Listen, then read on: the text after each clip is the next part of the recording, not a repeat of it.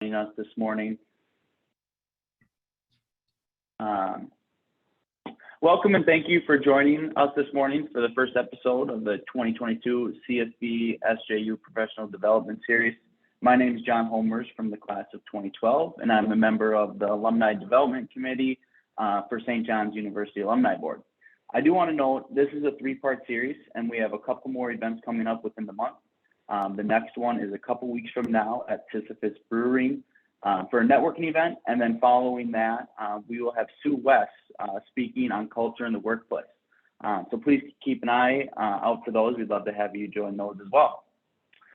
Before we begin today's session, please note that Ben will answer all questions at the end of his presentation. So if you have any questions for the speaker, please enter them into the chat at the bottom of the screen. The session will be recorded and posted on social media within 2 to 3 business days. Today, we are joined by Ben Bitterman from the class of 2011, who is the Vice President of Commercial Sales at Arctic Wolf. He will share tips and tricks for business and individuals in the cybersecurity landscape today. Ben has 10+ years of experience in technology and cybersecurity field and leads a team to provide a suite of cybersecurity solutions and services for his clients. Arctic Wolf is a local cybersecurity company based out of right here in Eden Prairie, Minnesota. They give their customers a peace of mind that their data is protected. And now I will turn it over to Ben to get things started. Thanks, Ben. Awesome. Thank you, John, for the introduction. I appreciate that. Before I talk a little bit, I want to make sure I get everything up on the screen. All right. Thumbs up. We see my screen okay? Thank you. Well, John did such a great job introducing myself, but hello, everyone. I'm Ben Bitterman. I'm very much looking forward to talking to the St. John's St. Ben's alumni group today and educating you all a bit about cybersecurity, both for in your work lives and at home a little bit at the end. As far as an agenda goes, I will talk a little bit about me so you understand the background and how I got into a passion about cybersecurity and technology in general. I really want to highlight how I've continued to work with the St. John's St. Ben's network post-graduation and to this very day, both at Arctic Wolf and in the community around Minnesota and beyond. I'm going to educate the group a little bit about cybersecurity, core fundamentals, what's going on. A lot has changed over the course of the last 5 years, especially even in the last 12 months. So I just want to set the stage on the landscape a little bit. And then I'm going to talk about the importance of having a framework, or really, you know, in the work world, if you're sitting on a board, if you're in an executive position, cybersecurity is a problem for everyone in an organization, not just information technology or those people who are managing, you know, the networks and the computers. So I'm gonna round out what that means and how you can help think about it from a leadership standpoint. And then I'm gonna talk to how Arctic Wolf in particular and IT service providers around the Minneapolis and community and nationally really help provide maximum benefit if you don't have the resources at hand. We'll wrap with some tips and tricks for staying safe at home, some things I know I implement to make sure I'm keeping my family safe on the internet. And then we will wrap with question and answers. All right, so a little bit about me. I work for a company called Arctic Wolf. I had the pleasure of joining the team in the high risk, high reward zone, I will call, when we were about 40 employees and started in a tiny little office in Chanhassen. And I've had the pleasure of growing the organization with a number of Bennies and Johnnies to around 1,300 employees today. And we have plans to double in the next 12 to 16 months. So that is pretty explosive growth. If you haven't heard about what we're doing in the marketplace and in the Minneapolis community, you will at some point, I'm sure. It's very exciting stuff. We are on the path to going and being a publicly traded company and really want to be one of the tech darlings of Minnesota as far as the opportunities that we're going to continue to bring to market. And I wanted to highlight, if you have or know people in the Johnny Benny community who have a passion for you know, technology or want to get into technology, I am always happy to help and network. That is in fact how many of our fellow Johnnies and Bennies that I'm going to highlight here have come to work together. So I'm not going to rattle off everyone's names, but we've got about 20 Bennies and Johnnies that work together at Arctic Wolf.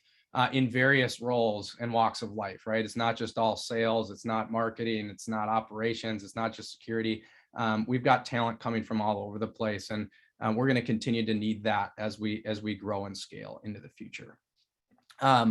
The other thing I will point out is, John, I knew from my time working, or excuse me, my time at St. John's before the working life. We've actually played hockey together and spent quite a bit of time together at the university. And so I did so with a bunch of other peers. And as we all go out into the world, it's fun to stay connected, because what ended up happening is when I started and I moved back from Boston from a previous technology job I was working, and landed in Minnesota, the first people I called were my Johnny friends.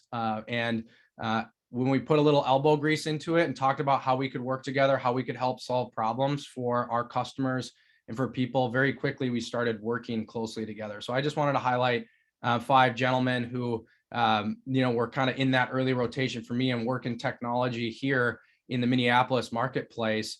At Dell, I started with Brad and Aaron fresh out of college. That was one of my first jobs in technology. I have recently been working with John in a partnership capacity as our companies do business together to provide solutions. And similarly, Jameson and Brett, who I know are also active in the alumni groups and events around town, work together in that same partnership capacity. So it's really fun to be working with other Johnnies. And I also love calling on Johnnies and Bennies, to just network and introduce ourselves who are in various roles across the country. I know, for example, I talked to a gentleman named Annie Munger at Hormel, who was he's an IT executive there. So it's an easy way to kind of bridge that gap. So if you get called on by a fellow Johnny, have an introduction, have a conversation, or Benny, and we love to keep that network going. All right, so cybersecurity, what is going on right now? I wanted to just give a quick high level. Like, cybercrime is modern warfare for those of you who haven't been paying attention to everything that's been happening in the news over the course of the last 5 years. And it's been so prevalent primarily because of these 3 things, right? It's an easy and quick way to money.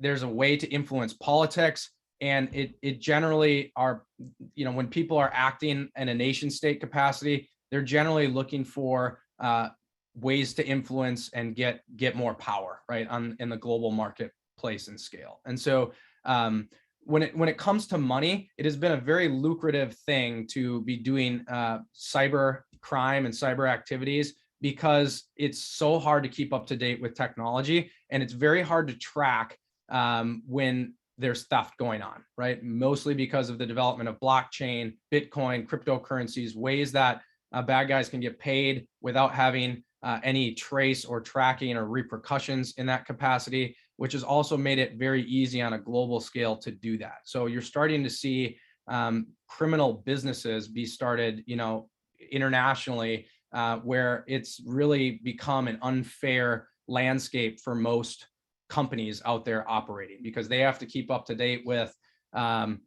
everything that's going on from a technology standpoint. They got in the pandemic, right? Everyone kind of moved very quickly to remote work. It's just gotten very complicated to keep everything buttoned up, if you will, from both a technology and a people risk standpoint. And that means there's opportunity for people who want to exploit that risk and make money.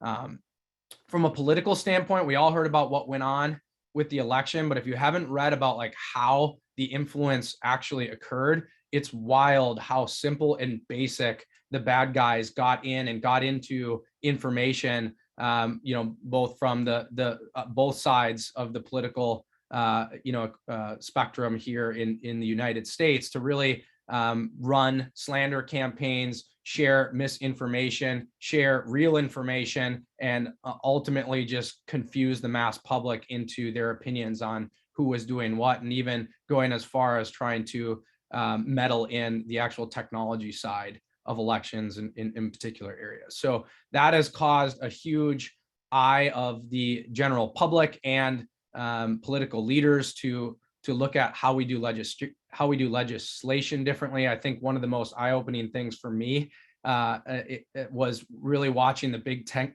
company executives speak to the Senate. I was mystified at how far of a gap there was between what's going on in the commercial marketplace and what's going on the like political knowledge spectrum. And I think generationally, it's really us, right? Everyone here and everyone coming after us that's really going to lead the charge on impacting what needs to happen, in my opinion, to tighten up really the procedures and legislation around cybersecurity going forward. And we've made huge leaps and bounds. I'm not going to get into that today, but we really have. It also creates a lot of leverage in negotiation when you get information that can impact. So you can imagine there was a fair amount of attempted blackmail and different things going on behind the veil. And that leads me to the next point of power, right? Trade secrets. There's been a lot of foreign entities. I'm not going to name a bunch of the countries, but we've all heard them, right? That have particularly targeted U.S. businesses, manufacturing companies, supply chain companies. And a lot of it is not just to disrupt what's going on out there, it's to steal information and intellectual property. Because by doing so, think of it like plagiarism, right? On a final thesis, you don't have to have your own unique thought and get there. And if no one's watching you, you could really advance the work you're trying to do quickly. And that is how I think some foreign economies have really grown very quickly, as they've been stealing trade secrets for the last 10 to 15 years. And we're finally starting to do something about it. So this is what's going on. In the past year, I put together a little timeline on everything that's hit the news in a big capacity, and then highlighted briefly the impact. SolarWinds was a large vulnerability that was found where there was actual malware embedded in a technology that was used heavily across the U.S. government and commercial businesses alike. It impacted over 18,000 clients, and a lot of them were actually directly in the supply chain of the Department of Defense and different departments of the United States. So that is bad. It's really bad. It got the attention of the White House very quickly, and we're still unraveling like what damages or what's been taken from there, because it's very hard to trace all of that in all the instances. Microsoft, biggest name in technology, along with Amazon and Apple, right? They had a vulnerability in one of their email local exchange servers that impacted around 30,000 organizations in the spring timeframe, almost a year ago, and caused a lot of work to have to be done quickly to update that so people weren't at risk. And then there was two really high-profile ransomware attacks that happened this year. The one on the JBS meat packaging plant, or in the supply chain of the food industry, and then the Colonial Pipeline, which was the East Coast oil distribution that caused an outage and shortage of gas for the greater East Coast, right? Both of these ransomware attacks were highly damaging from a direct financial standpoint. They got the attention of both insurance companies, the federal government, and I think for the first time ever, the government acted in a capacity treating it very much like it was a terrorist attack on the nation, and there was actual, the government intervened in these cases. I think that is awesome. I think it's also challenging though, because what I've seen working in cybersecurity is people are starting to feel more and more of a false sense of confidence that the government will be there to back you up if your business is impacted. I can tell you this is happening so much that we only hear about the big profile ones like that. They can't help everyone, and they're not, right? So it's really up to the private sector to really solve their own problems and take responsibility. And that's what we're going to be talking about a little bit later. Kaseya was a supply chain attack. T-Mobile was a consumer attack. Robinhood was a consumer attack recently. Those had huge sprawl. And then recently, just before Christmas, there was another zero-day threat and vulnerability called Log4j, which was a really scary one. And I know the Department of Homeland Security said it was the worst vulnerability they've ever seen, simply because it's in so many things.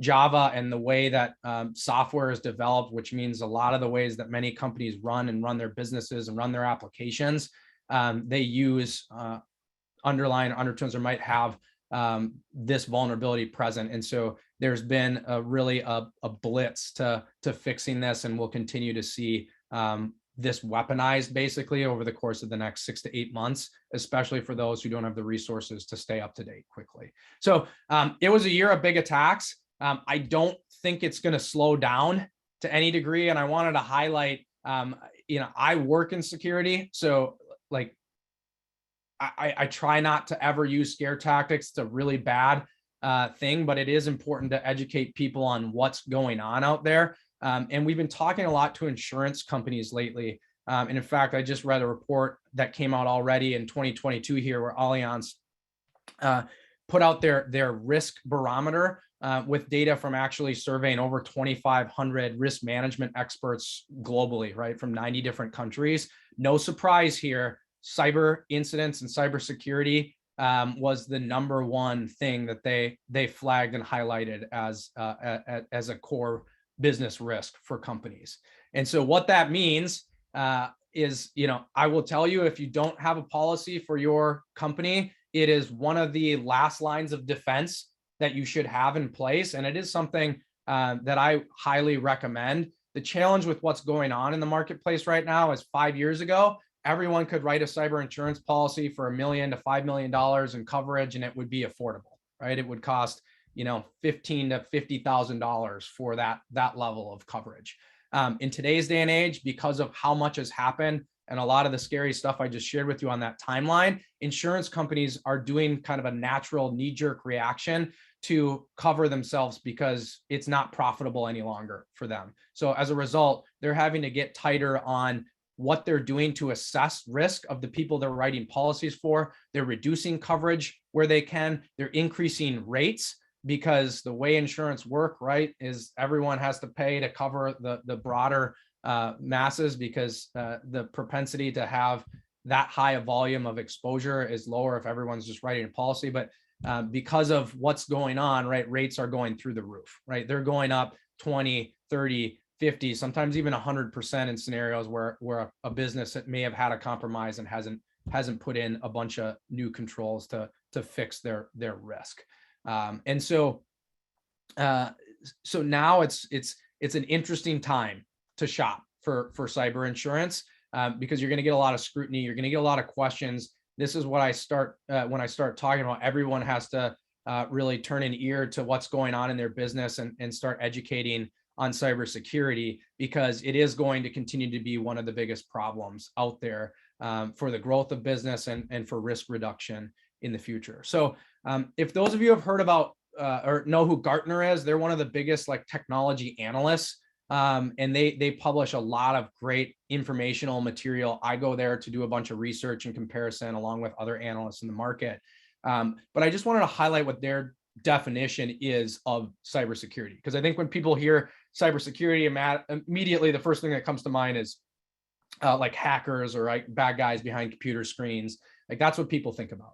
Cybersecurity, however, is really a practice of deploying people, policies, processes, and technologies all together to protect organizations. Cybersecurity is really about the protection piece, right? How do we keep ourselves safe? How do we reduce risk? It's why behind me you see that end cyber risk. That's our mission at Arctic Wolf. But it really comes down to, it is not an easy thing to solve. And I'm going to talk about some of the core problems around why it's been so challenging for businesses to protect their critical systems, sensitive information from digital attacks. So problem number one for everyone, there's a huge shortage of people. So if I could go tell it on the mountain on what St. John's, St. Ben's should be providing for future, opportunities for, I'm brain farting right now on to major in or to really specialize in. I know I took some comp sci courses at St. John's, and it was like a very small group that was interested in that. I would imagine that's growing now, but I'm looking at universities like Stout and others that are really investing heavily in these types of programs, because cybersecurity it's a need right now. And there's a huge shortage in Minnesota, especially. There's 10,000 plus job openings, and that's just on the operational side, right? That's not including like sales and marketing side of folks like John and myself. that is people directly on the front lines trying to help and protect companies from bad actors. And you can see globally where there's higher populace of people, those shortages are even more drastic. So there's a lack of people. That is a huge issue. And we need more talent. We need more people to get certified. There's all kinds of ways to do so. And in fact, you don't even need a college education today to have the credentials to go get certified in these things. And I think we need to flip the script on that, right? I think we need to make it more of a focus in the higher education space to really focus on cybersecurity, and maybe even do it earlier on in the K through 12 experience for students as well. In Minnesota, there's a lot of Fortune companies. Those Fortune companies gobble up a lot of the talent at a premium. So it makes it very, very hard for other companies to staff and to maintain security professionals. I see that problem all the time in our market here in Minneapolis, for example. Can anyone guess how many people Target, for example, has in security since post their breach situation years and years ago? It's like close to 400 people they have in some area of risk or cybersecurity. It's a lot. Companies take this stuff very seriously in today's day and age. Problem number 2, policies and processes. Okay. These are the things that it's really hard, human nature, to just put your brain on paper and have it in a framework that people can all kind of assimilate to and look at and say, oh, I get it. This is what our policy is, and follow the rules and follow the guidelines. So I was at a conference in Las Vegas earlier this year, particularly for legal, and Thomson Reuters called out, right, that starting with the most basic security controls and getting them as widely accepted and adopted as possible in the organization is one of the fundamental things you should be focusing on. A good framework to look at is the NIST cybersecurity framework. That's the National Institute of Standard and Technology cybersecurity framework. It's what the government and that organization has put out to say, hey, if you do these things, you will reduce your risk and be in good standings as far as trying to keep the bad guys at bay. And you really have to build a process-driven approach around that, and a program to appropriate the unique risks of each individual business and the available resources. Because again, not everyone has people, not everyone has the time, not everyone has the money to solve for all of their cybersecurity gaps. But you have to understand where the gaps are, and the best way to do that is to really assess yourself, or work with a third party to assess yourself against a framework. So pick a framework. I'm going to do a little joke here now. I threw like a sample, Tommy up there with his lapel pin on. But the other problem is there's too much technology out there. My peers in the industry, this is how many of them are. There's 5,000 vendors out there, all trying to call and tell and sell you the next latest and greatest whiz bang thing that's meant to keep the bad guys at bay, right? It's exhausting. We hear it all the time. There's fatigue. There's fatigue from people who work with technology on just getting noise from all these different solutions. And unfortunately, in an effort to make the world a safer and better place in the technology landscape, I think the industry that I serve and live in has actually made it more complex. And it's become more complex because everyone has jumped in to try to solve these problems, which as a result leads to a lot of confusion. So, if a Tommy calls you trying to sell something, hang up the phone, pick it up, and call it Johnny. Just kidding. We love the Tommies too. I actually work with a bunch of them as well. And we are, everyone's happier together post-graduation. I'll tell you that. So there's just a lot of technology. And that leads me to, again, just simplifying the approach and the thought and the questions to ask your business.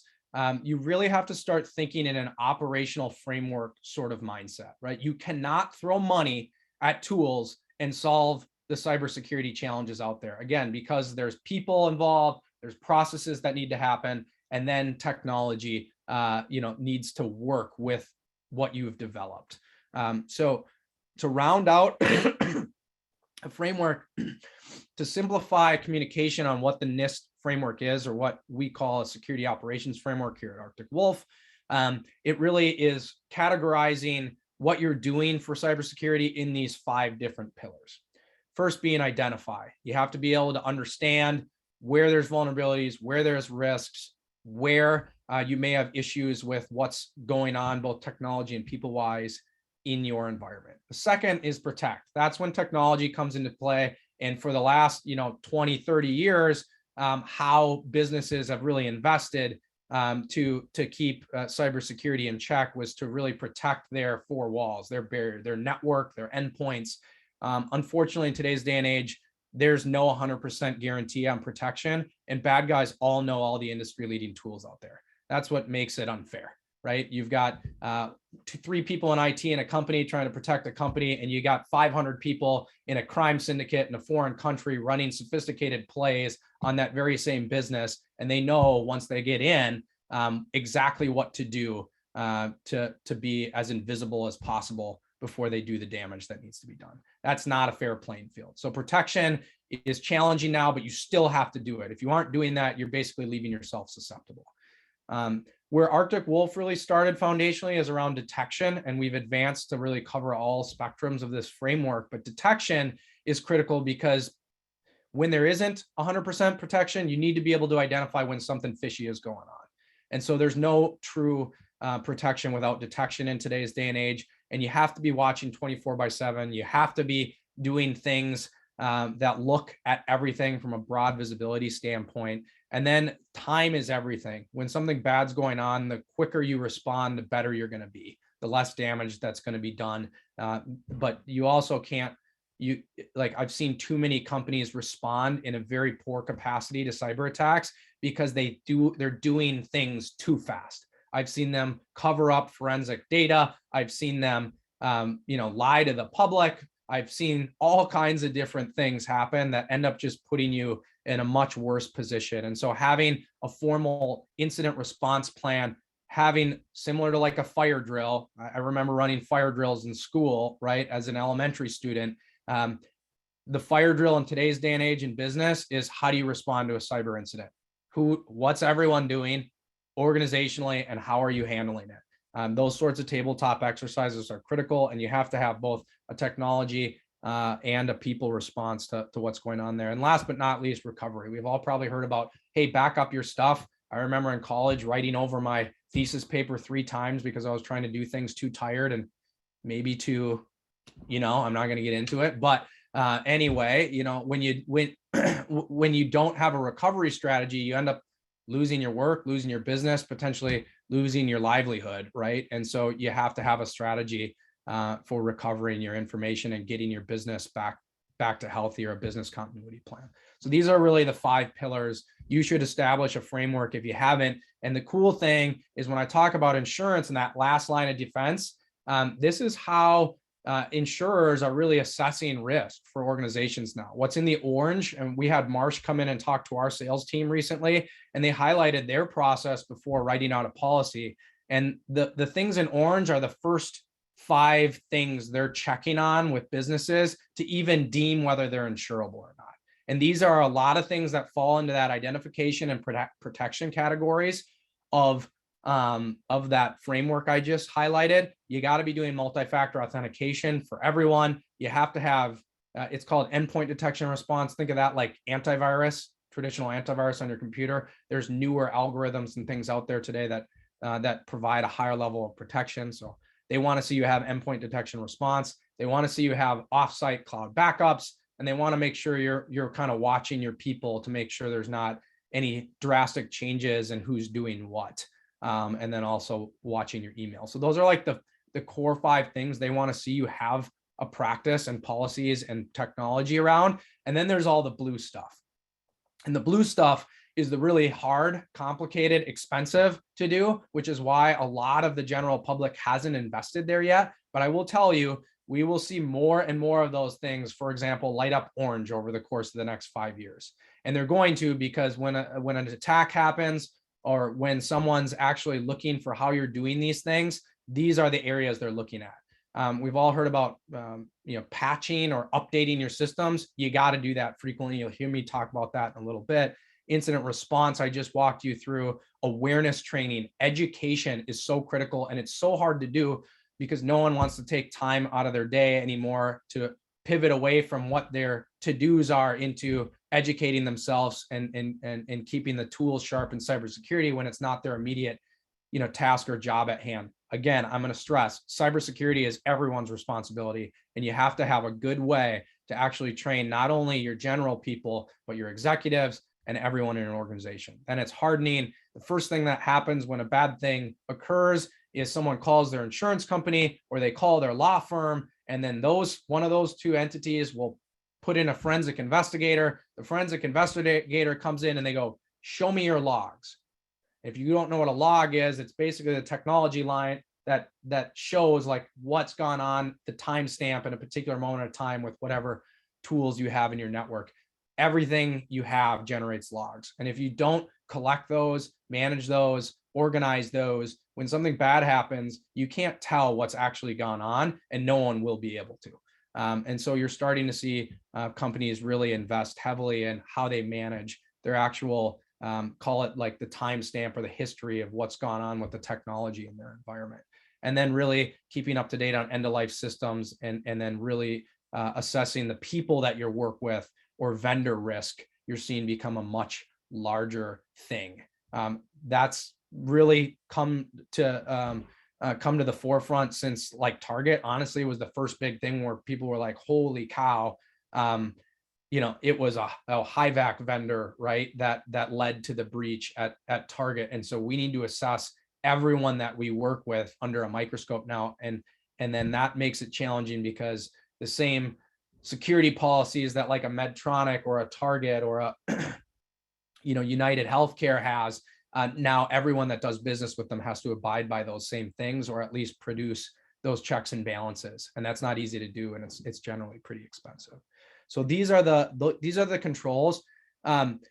If I'm scaring the bejeebies out of you, I'm sorry, but there is light at the end of the tunnel here. What I can tell you, and it's not just Arctic Wolf, right? There's a lot of options out there for helping you, but I'm just going to talk a little bit about our go-to-market strategy and why it's so beneficial for clients. Is Arctic Wolf and for example, managed service providers like John at Integris, we really can round out a lot of those technology gaps very quickly for organizations. And we can do so now at a cost that ends up being less than trying to staff 1 or 2 people on your own. And you can't even find the 1 or 2 people to staff and then take the time to build all this stuff around it. So I just will highlight there's professionals out there that are doing this. And because of, I think everyone's want to help and step in here, and also both the competitive nature of the industry and what's advanced in technology, we've really driven down the economics of making this affordable for more and more and more of the commercial businesses out there. And so Arctic Wolf, we really provide 3 solutions that essentially align to those pillars of the framework. But then we partner with local providers who have customers and who have additional services to augment what we bring to market, because we want to focus really at what we do best, and not try to thin out how we help. We really, in order to scale, have focused on what we do well and how we bring that to market, and then we lean on our IT and technology partners to provide the rest. And so that's really how having appropriate security partnerships can really help you quickly. And so everyone loves Venn diagrams. I wanted to wrap up just sharing how you can help reduce cyber risk yourself. Number 1, business risk is a board level discussion, and everyone needs to be involved in it. So I showed you, right? This is not I just wrapped up our quarter here, end of the month, and I'm always surprised when you get to a final board level discussion, how sometimes it still feels like a coin toss on whether the business is going to adopt the concept that IT is trying to push through or not. And then 6 months later, something bad happens and we're the first people who get a phone call. Oh gosh, now the board's listening, right? We had an incident and we're ready to spend. That is the wrong way, ladies and gentlemen, to address cybersecurity. And unfortunately, it's how a lot of cybersecurity initiatives proactively get funded. So do your part. Talk about business risk, talk about it at a board level, talk about it with your peers, just talk about it, because the more we talk about it, the more people will be willing to help and understand really how much of a risk it is. The only way to ensure insurability is to have the right plan in place and partners in today's day and age. I've done a lot of talking around this insurance dynamic, And you do not want to be in a position where you're not doing the things that they're asking you to do. And all of a sudden, from one year to the next, you don't have that coverage from an insurance standpoint. So make sure you have a plan there. Pick a framework. If you haven't done so already, policies are important, right? They're one of the key components of cybersecurity. I talked about the NIST framework, but there's others out there, right? There's the MITRE ATT&CK framework. There's CIS controls or CIS top 20 controls. There's particular compliance frameworks, like we've heard of things like CMMC. HIPAA's been one that's been out there for healthcare for a long time that have a lot of controls and alignment with. But there's a lot of ways to misperceive like how you are developing your own policies around those. So pick a framework, be proactive. And then there are people out there that can help and help you quickly. So if you want to have a discussion, I'm happy to help. John's happy to help. My friends at Dell are happy to help. My friends at Insight are happy to help. My friends all over the place here from the Benny Johnny community, we're all happy to help. There are Bennies and Johnnies out there in technology that will help you, and we can't wait to step in if should you need that. So again, lower your risk. It's an everyday thing. And I wanted to wrap up with just some of my own tips and tricks that I hold myself accountable to, staying safe at home. And these are very easy to implement. And there's probably a couple to-dos here. And I'll tell a couple of stories on what you can, how you can use these things. So first things first, the very easy stuff, turn on multi-factor for everything at home, right? So social media, banking, personal email. I think most of them in the last 3 to 5 years have kind of asked or prompted you on some update, whether you wanted to implement the stuff and they're staying in your face about it. You should absolutely do it. You'll hear all the time in cybersecurity, it's like convenience versus secure. That's the constant like continuum of tension that goes on in the marketplace around what's easy to do and what's right to do from a security standpoint. You have to have multi-factor on for everything. If you're not doing it, especially for like your banking, your investment, like I have it, for like every platform that I use, I have multi-factor in place. And multi-factor doesn't always have to be like, hey, know another password. It's like you give them your cell phone and they'll ping you, or you use a biometric to get in, right? So the technology has really made it more automated, but you have to have layers there. It can't just be implement a password and that's it. That's not good enough in today's day and age. That leads me to password hygiene.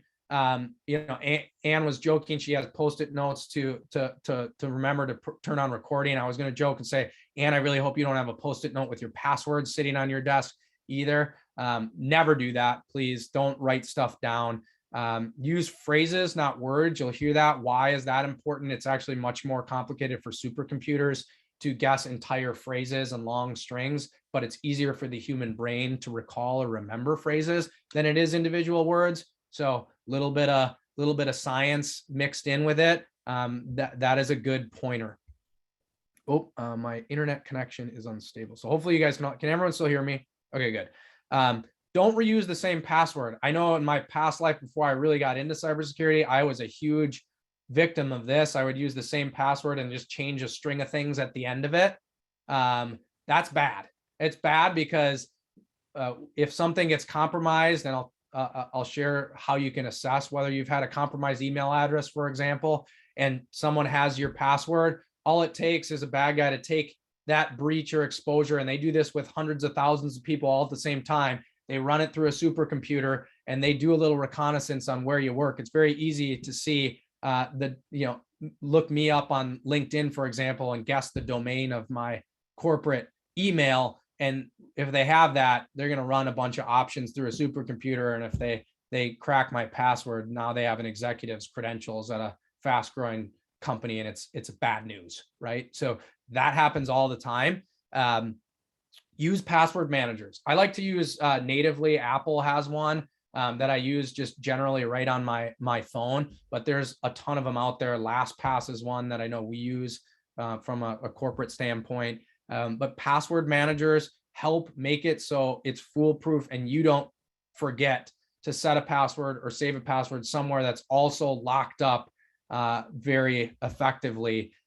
So check that out. If you want to simplify your password management, check out password managers.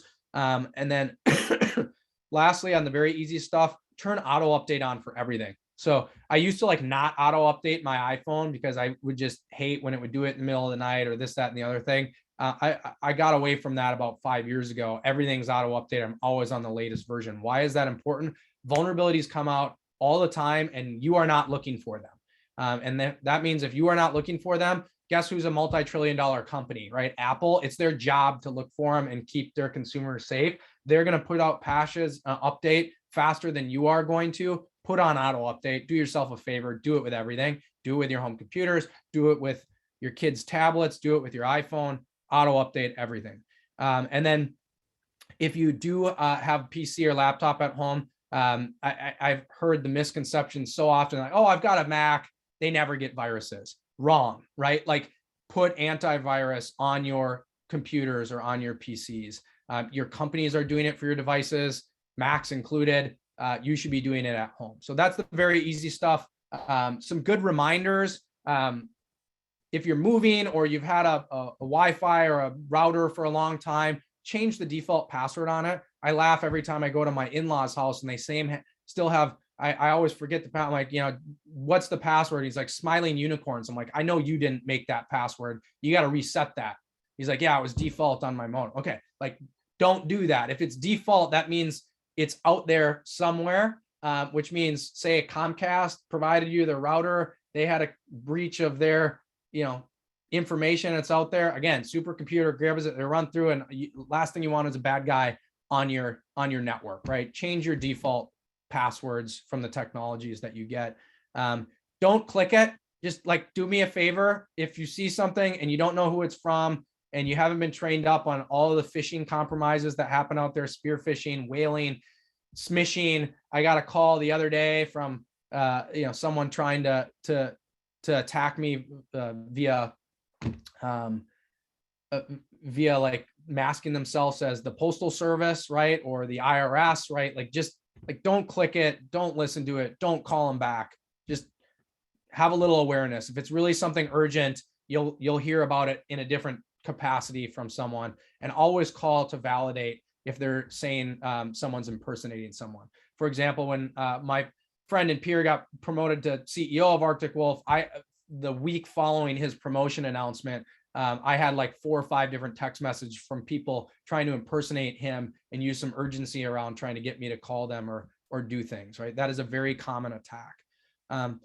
Know when you're compromised. So this is a good one to just check out and write down. There's 2 websites out there I've used to do this in the past. HaveIBeenPwned.com. This was one of the very first ones that was ever put in there. But what this gentleman did was create a website that basically scours the dark web for compromised databases that have been put out there, and then really associates your like consumer email address to any known published breaches. So he really took the dark web and tried to turn it into a tool for helping people understand and assess whether there's risk out there. If your email address does pop up in a known breach out there that you didn't know about, do yourself a favor, change your password, ditch the account, or turn on multi-factor, or all 3. I just, for example, went and redid a couple of mine recently, and the other tool I use is SpyCloud. You can go to SpyCloud. That's where this graphic is from, and you can do like I think it's like check my exposure. If you check your exposure, one of my email addresses called out that it had one exposure. It was last exposed 2 years ago. I've changed my password since then, right? But you can again, you can check and see like how recently the exposure may have been, and if you hadn't updated your password in 6 months or something, it's probably good to do so to keep yourself safe. So check your exposure. And then I have kids at home. I got three kids under 6 running around. Like, one thing that's just blown my mind is how quick they are to adopt technology and do things. And if you're not watching, just careful of what's going on. I had an Amazon bill for like $500 the other day because both of them got new tablets for Christmas, and they just like auto bought everything because I hadn't set up the parental controls yet. No refund on electronic games. So that was bad. But there's, they're playing, they want to play Roblox and Minecraft, and we don't let them do that unless they're under parental supervision. Why? Because you don't know who they're working with. You don't know who they're talking to. Kids can turn their video cameras on and off now. So make sure you really do some diligent hygiene on setting up your parental controls and what you do there. I can tell you, I recently even moving fast, took the time to sit down with my wife and figure out how we wanted to manage our own household from a policy and procedure standpoint. So do yourself the favor and do that work. Great. I think that was 45 minutes of me blabbing. So I think that was right on time as far as what I wanted to cover today. I would love to open it up for Q&A. Hi, Ben. Ann from St. Ben's. Looks like we have a couple questions. John asks, how often should you change your password? Yeah, good question. Actually, the theories on this have really changed depending on like how good of a password or of a policy that you have. I know, for example, I use a password manager. They say do not change your password often for a password manager, but you want to make sure it's, for example, at least 16 characters, has a string of 3 to 5 unique characters, and then, you know, some other variation there, right? And so, you know, it's up to you. I say change it when you're asked to change it. Change it when, change it when you know there's risk out there. Like, for example, I mentioned a way you can go check and assess your risk on some of your you know, consumer websites. Usually your companies will have their own password policy, and generally people rotate every 6 months to a year. That's what I typically see as a matter of practice. But I will say, you know, I've used passwords for a very long time, but I've intentionally made them extremely complicated. And there's a lot of experts out there that'll say that's the right way to do it. But then I do rotate some of my smaller ones. If you use something that like auto generates like really unique passwords too, you're generally safer keeping that versus rotating them all the time, because there's a reason why the algorithm is using such a complicated string. It would be very hard, or take, you know, 100+ years or something crazy like that to actually crack for something like a supercomputer. So like, follow your company's policy or your own best practices on that. But I've heard of variance in time there. On the note then of password managers, I wonder if there's risk involved in having all your passwords stored. If somebody hacks into that, how protected are those password manager apps? Good question. You know, I will say generally they're pretty secure, right? That's their business. If they had a breach, they'd be out of business. The other dynamic I will say is, you know, I hate when you see the big companies have a breach and it goes out and it feels like there's never accountability there. There are some like organizations in particular, right? Apple, I think, has taken consumer privacy to the next level, right? It's why instead of me investing in a third party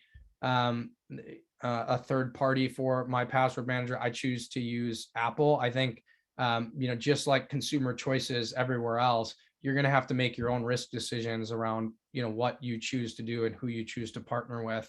You know, this is America. We vote with our dollar and we make our own choices, right? And so I, for example, have chosen to use Apple. I think I've seen them do a ton of great things in the privacy sector, and trust the management tools they have for password management. That being said, my iCloud gets compromised. I'm also believe that Apple will tell me very, very quickly, and I believe in their breach response process. And if that were to happen, I know and have, again, my own incident response plan for how I would rotate through everything. So there you go. You're hearing me think about, you know, on a personal side, how I would implement that stuff. You just can't say I'm investing here in this password manager and I feel like I'm protected.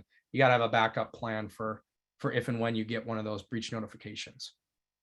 And Ken asks on the note of passwords, how do you remember your complicated passwords if you don't write them down? One, password managers, because I don't remember them. But two, like brain, phrases, songs. I like it. Like I always got jingles in my head dating back from like when I was a child. I wake up with them in my head. So like I've chosen some of my passphrases not around jingles, because I've already shared with you that those are highly contagious for my brain. But you know, again, a string or a catchphrase, something you will easily remember that no one else will. That's long. That's generally my advice. But you know, I've had scenarios where I've picked, you know, one of the billions of songs, for example, out there, and changed iterations of it or changed the way that I've done the song portion, and then for my passwords, you go all the way through the song for different passwords, and you kind of know what's associated with what. That's not what I'm doing now. I'm just giving you an example of contextually things you can do. But generally, phrases or sentences or something that you'll easily remember is the best way to do that. Don't write them down. Excuse me. There, thank you. We have another question about Alexas and Google Home. So how do you feel about Alexas and Google Homes sitting in a living room? Is that a cyber risk?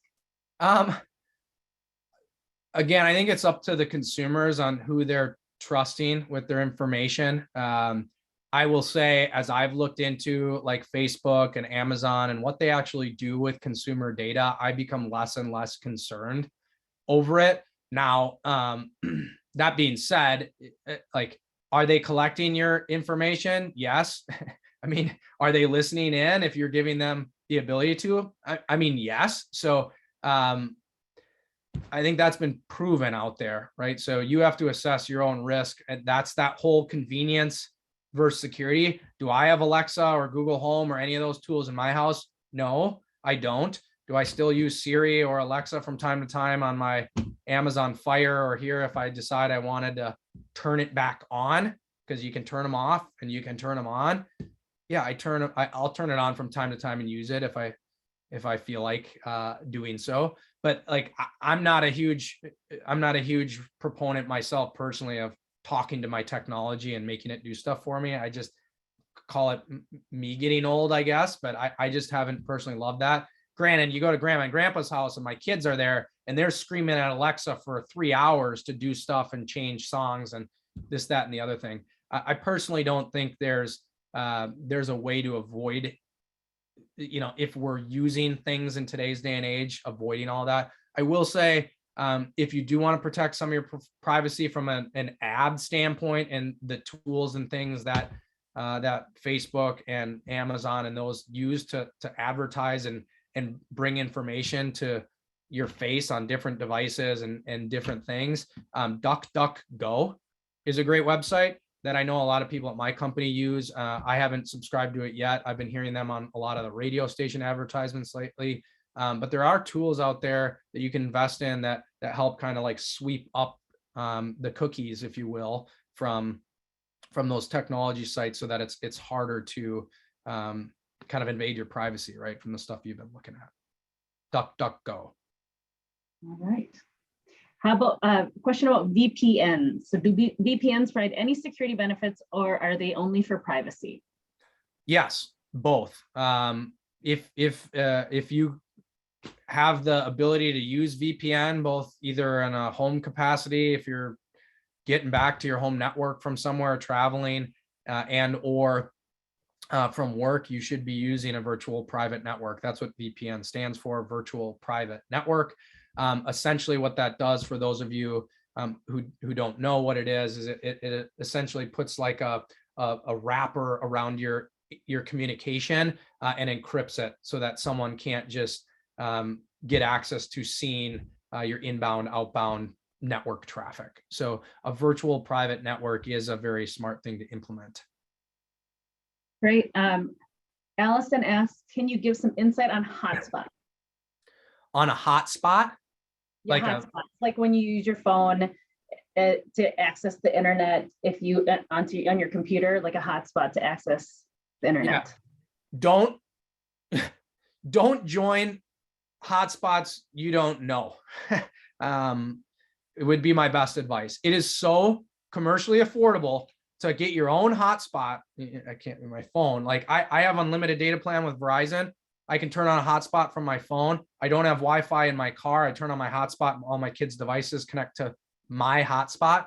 You don't want them connecting to random guy who's sitting in a van along the side of the street at a mall who provides a publicly available Wi-Fi, and you join that. And by joining that, you're essentially jumping inside of his world, and he can probably look at what's going on or what you're looking at or find ways to attack you or develop attack. That stuff happens all the time.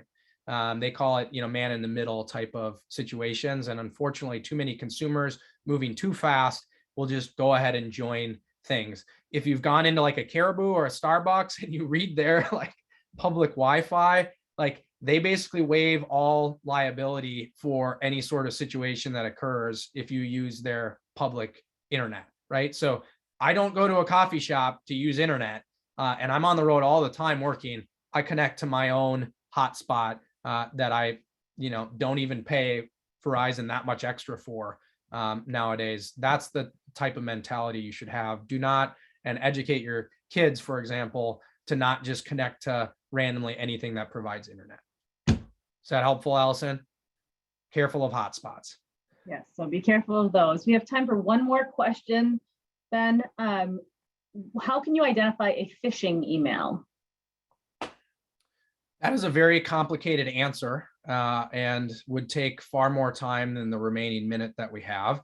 There's several things that you can do to identify phishing. Probably the easiest one is check the email address, check the sender. If it's a goofy string or some weird name or something that you've never seen before, especially one that if you look very closely, you see people try to like turn V's into W's, or all the little nuances of ways you can try to mask or look like a corporate domain or a known email that you may have interacted with in the past. Just be diligent in looking at the specific email address. The next big red flag that you generally hear in phishing trainings and things like that is look at like grammar and misspellings, right? Grammar and misspellings commonly will jump out. People from other countries, English is a hard language. So if they're trying to, design an email or some sort of sophisticated phishing attack or campaign that they're automating, look for those types of discrepancies. It's usually a pretty big red flag. I know you can set up things in like DNS or different ways that email traffic is routed to highlight whether it's from an internal or an external sender.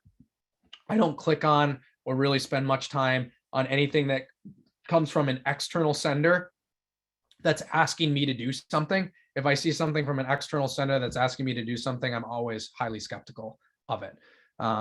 Generally in phishing emails, there's some sort of action involved that stresses some sort of urgency or some sort of like invoke immediacy around, in either fear or panic or from someone trusted that that's a pretty common tactic in phishing. So hopefully a couple of those tricks help you, but there's a lot of different ways to scan and look for it. Cool. Well, this was fun. I appreciate everyone's great questions. It was an absolute pleasure presenting to the group today. Love the Johnny Benny network. Love what you guys are doing with this alumni networking group, and I'm looking forward to staying connected with you all. Have a wonderful day. Thank you for the time, and we'll see you out there. Stay safe. Yep, and I think John has a few words to end the day. We have John. Thanks. Yeah, thanks, Ben. I just wanted to again highlight we have a couple more events coming up. We will send out reminders. The next one, I believe, is in a couple weeks at CSB Brewing. It's just a networking event just to get out. If you have been kind of locked up in COVID the last 2 years, we really wanted to go network with Benny's and Johnny's. So it's $10. You get, it's really just cover the cost of the room and you get a free drink with it. So we'd love to just come, see your guys' faces and really connect with the Benny's and Johnny's. It's always good to see who's out there. And then there's another one in about a month with Sue West talking about culture within the workplace during these COVID times. So please keep an eye out for those events. We'd love to have you there, and we appreciate you guys coming this morning and spending some time with us. Thank you again, Ben. We appreciate your time. Thank you, everyone. Thanks.